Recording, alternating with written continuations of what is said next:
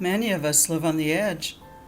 A lot of people are only a paycheck or two away from being homeless. But it's not usually that straightforward because many of them struggle with housing insecurity in between living in their homes and being out on the streets. There are a lot of reasons they have this struggle: losing a partner or a job, or suffering a terrible illness or injury. Reasons that could happen to any of us at any time. It's uncertainty about their future that causes much of the misery and their hardship. Uncertainty is a foundation fear. It can't be reduced to a more basic human emotion. It was this fear that made our ancestors run for the trees when they heard rustling in the tall savanna grass. Uncertainty scared the hell out of them then too. I am blessed. By choice, I've spent a lot of time without a home, traveling the world. At 71 years old, I don't remember ever being afraid of not having a place to sleep, even though everywhere I travel to, I see homeless people. I've seen some barely out of the cold rain, sleeping in the sidewalks of Athens.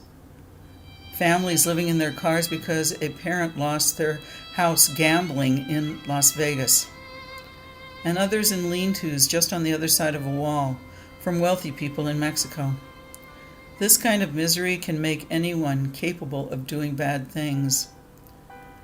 Seeing children, elderly, and ill people suffering every day from lack of having a home is heart-wrenching. Yet many choose not to see them anymore.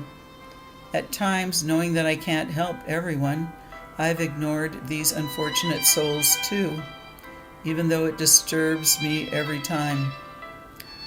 There has always been a disparity between needing help and being well off, between wanting to help and wanting to ignore. The difference now is that those that want to help can support local housing security programs.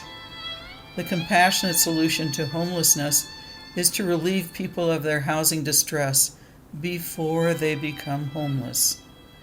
Especially since now, hardworking people in our communities are at risk of no longer being able to afford to live where they work. Invest in your community's health and well-being.